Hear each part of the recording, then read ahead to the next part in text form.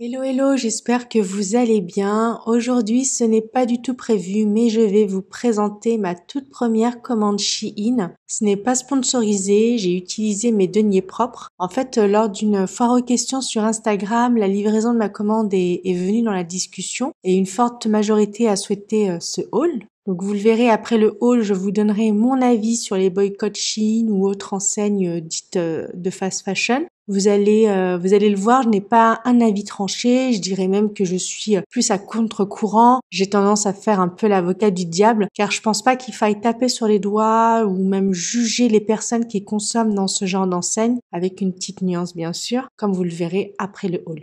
Donc pourquoi avoir acheté chez Shein? Non pas que j'ai à me justifier. Je compte partir en fait en France dans moins de 2 semaines. J'y serai pour l'Aïd, Inch'Allah. Comme c'est un voyage impromptu, il a fallu que je trouve des tenues au plus vite. Comme je pensais le fêter en Australie, j'avais acheté des tenues d'hiver, car nous ici on est en hiver. Et puis comme on est en hiver justement en Australie, il était juste pas possible de trouver des tenues que je pourrais porter en été. En plus de ça, il me fallait aussi des tenues modestes pour pouvoir chiller. En termes de taille, j'ai volontairement pris la taille au-dessus. J'ai donc pris du XL au lieu du L parce que je pensais que Shein taillait petit et au final, j'aurais pas dû. C'est trop grand, tant pis. Hein, comme j'ai pas d'autre choix et que ça choque pas trop, je les porterai et puis je les donnerai par la suite. Je n'ai pas non plus prêté attention à la matière et ça, clairement, j'en suis pas fière. Tout est en polyester, à savoir une matière artificielle qui est dérivée du pétrole. Et ça, j'avoue que c'est ce qui me dérange le plus, sachant les dégâts que ça cause écologiquement, mais aussi et surtout les dégâts qui peut y avoir au niveau de la santé humaine. Et puis, bien sûr, no comment sur l'emballage, même si je compte les utiliser pour organiser les valises, je trouve ça quand même limite, pour ne pas dire autre chose. Mon première tenue, c'est cette abaya-là que je compte porter plus pour chiller. Je la trouvais jolie avec les petits pompons au niveau des manches. Je sais pas trop ce que ça va donner au lavage. Je pense que je vais devoir la laver à la main. Mais bon, tant pis, c'est pas grave. Je la trouvais jolie. En termes de taille, bon, elle est un petit peu grande, mais comme je vous l'ai dit, ça passe. Elle est bien longue. Pour info, je mesure, selon les médecins, entre 1,70 m et 1,71 m. Voilà, j'ai toujours eu les deux versions, que ce soit en France ou en Australie d'ailleurs. Je pense que je dois être plus grande le matin. Elle me va très bien, elle va jusqu'aux chevilles sans problème. Ensuite, je me suis pris un autre modèle plus dans les tons bleus. J'ai trouvé la couleur super jolie. Au niveau des manches, comme vous pouvez le voir, il y a une petite fente. Pareil, il me va très bien au niveau de la longueur. Par contre, c'est un article qui est arrivé endommagé. Comme vous pouvez voir au dos, ça s'est déchiré. Je pense pas que ce soit un défaut de conception. Je pense plutôt que c'est une cliente qui l'a essayé, qui était trop petit pour elle et qui l'a du coup échangé sans mentionner la déchirure. J'en ai fait part à Shein de qui m'ont proposé soit de l'échanger, soit que je leur renvoie l'article et qu'ils me remboursent. Mais moi, comme je vous l'ai dit, j'en ai besoin. Donc je vais le coudre. Le fait que je veuille le garder et puis moi le rattraper, ils m'ont proposé de me rembourser 50% du prix. Donc c'était bon à prendre. Ensuite, je me suis pris ce modèle-là. Donc déjà, sur le site, il me plaisait pas trop. En vrai, il me plaît encore moins. Mais bon, comme je vous ai dit, j'en avais besoin. Donc tant pis, c'est pas grave. Là, les petits strass comme ça, c'est pas trop mon truc. Et puis, je trouve qu'il y a un décalage avec le genre de broderie. Enfin, voilà. Il était pas à mon goût, mais comme je vous ai dit, je trouvais rien. J'ai pris par défaut. Et puis, idem en termes de longueur, pour 1,70 m ou 1,71 m, c'est parfait. Ensuite, j'ai pris cette tenue un peu habillée. Je me disais peut-être la porter pour l'Aïd. Elle a une petite ceinture, comme vous pouvez le voir. Elle est ouverte au niveau des manches, un peu mille et une nuits. Je la trouvais jolie, sauf que elle est trop grande en taille. Il aurait fallu que je prenne du L. Et elle est trop courte par contre en longueur. Il me manque la hauteur de la ceinture en fait. Donc il me manque un bon 6 cm facile. Donc c'est bien dommage. Je vais pas rajouter un trajet d'avion au colis pour la rendre. Je trouverai bien quelqu'un qui sera intéressé. Ensuite, je me suis prise cette tenue-là. Donc, je l'avais vue sur la chaîne d'Aziza, Aziza Beauty Family, qui la portait. Je la trouvais très jolie. Donc, elle est, comme je vous l'ai dit, trop grande. Une taille en dessous, ça aurait été parfait. Par contre, en termes de longueur, ça passe. C'est juste, je dirais. Il m'aurait fallu encore un petit 2-3 cm facile. Mais ça va, ça passe. Rien à voir avec la robe précédente. Donc, je pense que c'est ce que je porterai à l'Aïd, Inch'Allah. Ensuite, rapidement pour les mules, j'ai pris des mules comme ça, c'est le genre de mules qu'on trouve chez Primark. Donc bien évidemment, c'est pas du cuir, ce sont des mules plates, passe-partout, un modèle noir un peu croco, et puis un modèle un peu plus habillé que je compte peut-être porter avec la robe Lade. C'est pas rose gold, c'est plus cuivré. Voilà, c'est un passe-partout avec les robes orientales. Ça, c'est sûr que je les reporterai. Ensuite, il fallait aussi que je trouve une tenue pour ma fille. Donc ça, par contre, alors en termes de taille, elle est un petit peu grande, mais ça, je savais parce que je lui ai pris du 8 ans. Par contre, le rose ne correspond pas du tout à la photo du site. C'était plus un vieux rose. Là, c'est plus rose PQ. Je suis pas trop fan. Elle, bien évidemment, c'est rose, donc elle adore. Je vais arriver, Inch'Allah, en France 2-3 jours avant l'Aïd. Donc je pense que j'irai quand même faire un petit tour chez Monop ou au Kaidi, parce qu'il y en a près de chez mes parents et je verrai bien ce que je vais trouver. Au pire des cas, elle aura celle-ci, je sais qu'elle l'adore, on verra bien.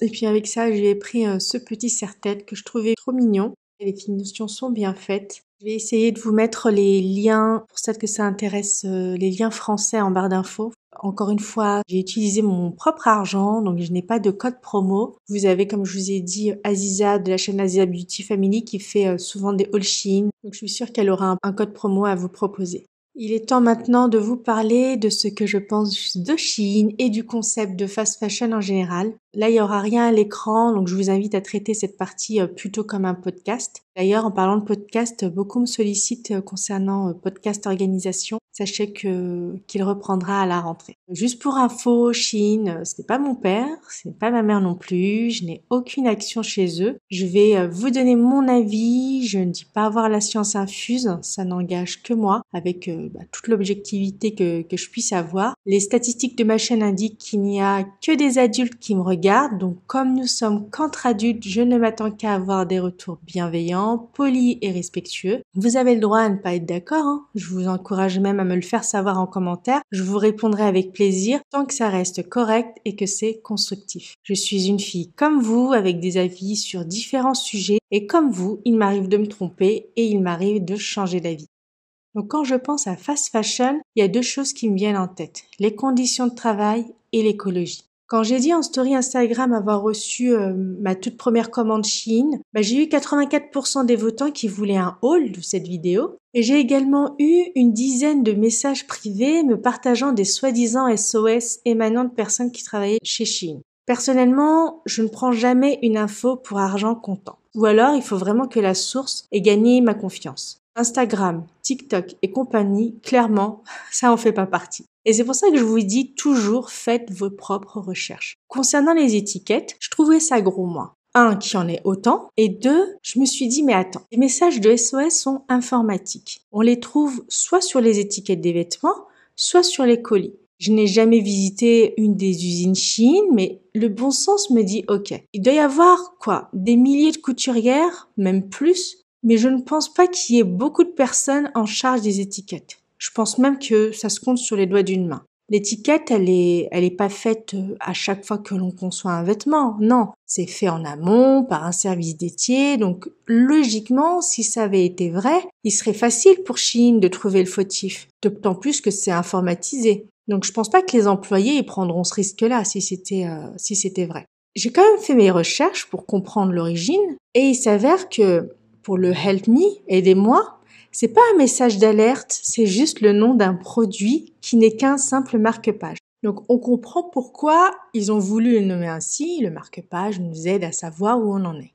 Deuxième exemple, et c'est celui qui a fait le plus de bruit, c'est le Need Your Help, imprimé sur les étiquettes de beaucoup de vêtements. Ce n'est pas non plus un appel à l'aide, ils ont juste mal formulé leur phrase. Donc je vous mets la phrase à l'écran, et si on veut traduire en français, c'est « En raison de la technologie d'économie d'eau, nous avons besoin de votre aide pour laver avec le détergent doux la première fois pour rendre les marchandises plus douces. » Donc vous voyez bien, c'est pas très français. Et pour la version anglaise, c'est la même chose. C'est pas très anglais. On comprend ce qu'il voulait dire. Il voulait dire help yourself, faites ce qu'il faut pour préserver la douceur du tissu. C'est juste une question de formulation de phrase. Et puis rapidement concernant le message I have dental pain, j'ai mal aux dents. Il y a rien qui prouve que ça vient de Chine, mais par contre, ce qu'on sait, c'est que ça fait des années que cette image elle circule avec d'autres exemples d'étiquettes marrantes. C'est à se poser des questions.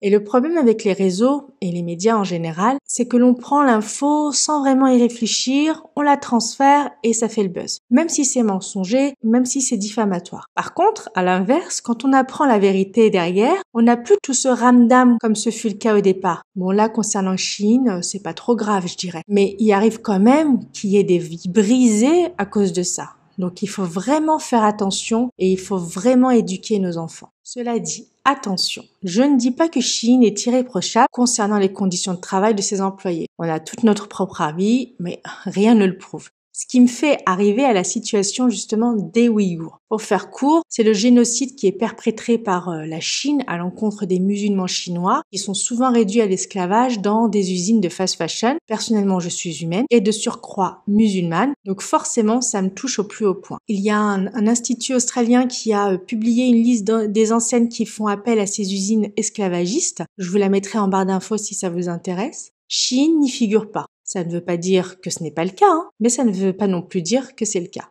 Par contre, moi, ce que je vois, c'est que Zara et compagnie ne désemplissent pas.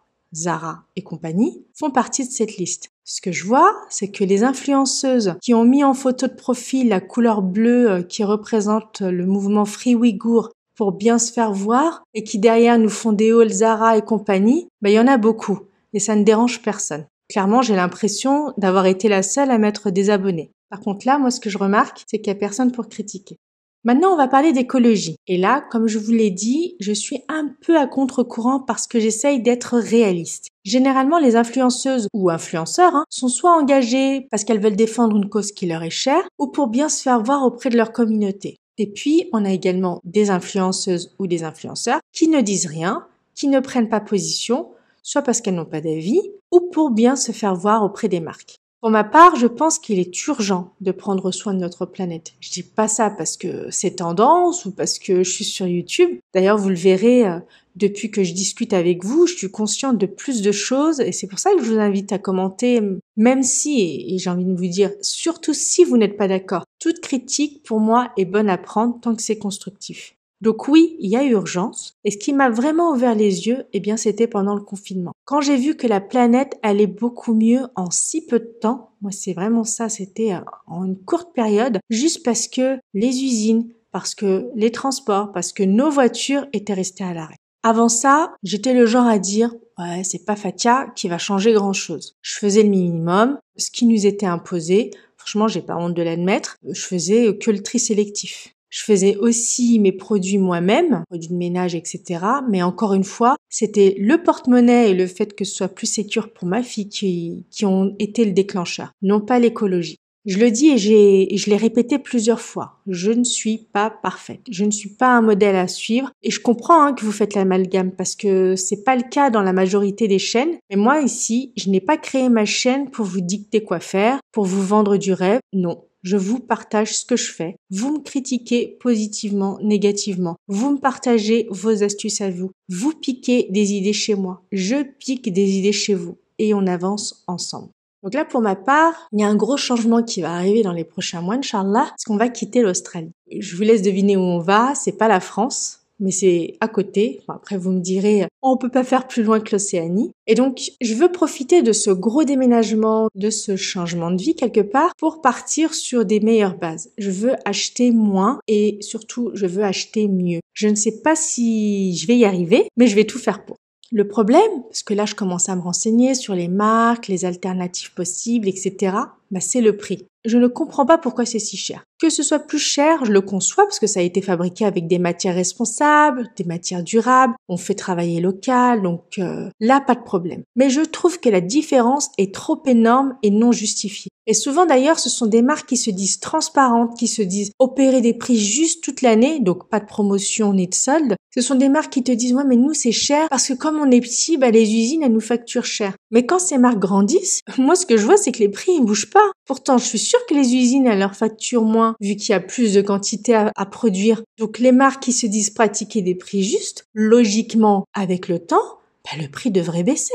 Et je vous parle même pas des pseudo-marques éthiques qui se disent éco-responsables quand elles communiquent, alors que quand tu grattes un peu, tu te rends compte que c'est du vent. Donc, s'il vous plaît, quand vous critiquez, quand vous jugez quelqu'un sur les réseaux, même dans la vraie vie, mais bon, c'est beaucoup plus simple sur les réseaux, Dites-vous que tout le monde n'a pas les moyens. Je suis désolée. Moi, un tailleur-veste pantalon qui utilise que des chutes de tissu, donc faut comprendre que c'est de facto moins cher, un tailleur-veste pantalon à 400 €, c'est trop cher. Un maillot de bain à 80 €, c'est trop cher. Et d'ailleurs, j'ai remarqué que quand tu achètes un pull Shein, on te parle d'écologie. Quand tu achètes des compartiments en plastique pour organiser un placard, on te parle d'écologie. Mais pour la déco, la vaisselle ou l'électroménager, là, il n'y a plus personne. Alors que logiquement, l'écologie, ça devrait toucher à tout. Dire à une personne qui s'achète des vêtements tous les week-ends, qui a 10 robes noires et 4 cols roulés rouges, là oui, avec bienveillance et sans jugement bien évidemment, mais là oui, je comprendrais qu'on lui parle d'écologie. D'une manière éducative, on ne lui impose rien, on ne lui dit pas « j'ai raison, tu as tort ». L'idée c'est vraiment de lui faire prendre conscience de ses actes. Mais pour la personne qui achète que ce dont elle a besoin, j'entends par là, c'est pas parce que les prix sont mini qu'elle en achètera plus, ce qui fut d'ailleurs mon cas pour ma commande Shein. Là, je trouve que c'est déplacé de parler d'écologie. Parce que d'une part, c'est pas cette personne qui fait chauffer la machine, vu qu'elle fait quoi, une, grand max 2 commandes l'année, et parce que vous ne savez pas si elle a les moyens de laisser un bras pour une tenue. Parce que oui, il faut laisser un bras pour acheter une tenue qui se dit éco-responsable.